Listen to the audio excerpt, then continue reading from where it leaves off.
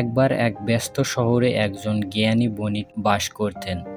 লাভজনক লেনদেন এবং যে কোনো ব্যবসায়িক সমস্যা সমাধানের অসাধারণ ক্ষমতার জন্য তিনি দূর-দূরান্তে পরিচিত ছিলেন। শহরের লোকেরা প্রায় তার কাছে পরামর্শের জন্য আসতেন এবং তার মতামতকে অত্যন্ত সম্মান করতেন। বিশেষ করে রাজা। বণিকের বুদ্ধিমত্তার মুক্ত হয়ে রাজা কখনো বড় সিদ্ধান্ত নেওয়ার আগে তার সাথে পরামর্শ করতেন। যাই হোক, এতে রাজসভার অন্যান্য উপদেষ্টারা বণিকের প্রভাব দেখে ঈর্ষান্বিত হয়েছিল। একদিন রাজা বণিকের দিকে ফিরে বললেন, তুমি অবিশ্বাস্যভাবে চালাক, কিন্তু তোমার ছেলে একেবারেই বিপরীত। তার কোনো বুদ্ধি নেই। রাজার কথায় কষ্ট পেয়ে বণিক জিজ্ঞাসা করলেন, মহারাজ, তুমি কেন এমন বলো? তুমি আমার ছেলেকে বোকা ভাবো কেন? রাজা উত্তর দিলেন, প্রতিদিন যখন আমি শহরের চত্বরে যাই, তখন আমি তোমার ছেলেকে জিজ্ঞাসা করি, কোনটি বেশি মূল্যবান, সোনা না রূপা? তার প্রতিবারই সে উত্তর দেয় রূপা। সবাই তাকে নিয়ে হেসে ওঠে, আর আমি ভাবছি কেন সে বারবার ভুল উত্তর দিচ্ছে। রাজার কথা শুনে বণিক গভীরভাবে বিরক্ত হয়ে চুপচাপ বাইরে ফিরে গেল।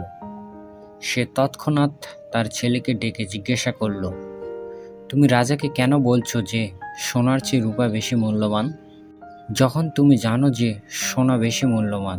তার ছেলে দ্বিধা না করে উত্তর দিল, বাবা, প্রতিদিন সকালে রাজা দুটি মুদ্রা নিয়ে বাজারে আসেন, একটি সোনার তৈরি এবং অন্যটি রূপার তৈরি। সে আমাকে আরও মূল্যবানটি বেছে নিতে বলে এবং প্রতিদিন আমি রূপার মুদ্রাটি বেছে নেই। রাজা হেসে তার সোনার মুদ্রা নিয়ে চলে যায়, কিন্তু আমি রূপার মুদ্রাটি নিজের কাছে রাখতে পারি। যদি আমি সোনার মুদ্রাটি বেছে নেই, তাহলে রাজা আমাকে জিজ্ঞাসা করা বন্ধ করে দিবেন এবং আমি আমার প্রতিদিনের রূপার মুদ্রাটি হারাবো। আমি কেবল একবার একটি সোনার মুদ্রা নেওয়ার চেয়ে প্রতিদিন রূপার মুদ্রা পেতে পছন্দ করি। বণিক হতভাগ হয়ে গেল। সে ভেবেছিল তার ছেলে বোকা, কিন্তু এখন সে তার কাজের পিছনে জ্ঞান বুঝতে পেরেছে। ছেলেটি চালাকি করে বুঝতে পেরেছিল যে একদিন সোনার মুদ্রা পাওয়ার চেয়ে প্রতিদিন রূপার মুদ্রা পাওয়া অনেক বেশি মূল্যবান, যদি সঠিক দৃষ্টিকোণ থেকে দেখা হয়। সে বুঝতে পেরেছিল যে কখনো কখনো অন্যরা যা বোকামি বলে মনে করে, তা করাই সবচেয়ে বেশি বুদ্ধিমানের সিদ্ধান্ত হতে পারে। সেদিন থেকে বণিক তার ছেলের জ্ঞানের জন্য গর্বিত ছিল। যখন শহরের কেউ তার ছেলেকে বোকা বলতো, তখন সে হেসে মাথা নাড়ত। সে শিখেছিল যে প্রকৃত জ্ঞান কখনো কখনো এমন কাজের আড়ালে লুকিয়ে থাকে যা অন্যরা বুঝতে পারে না।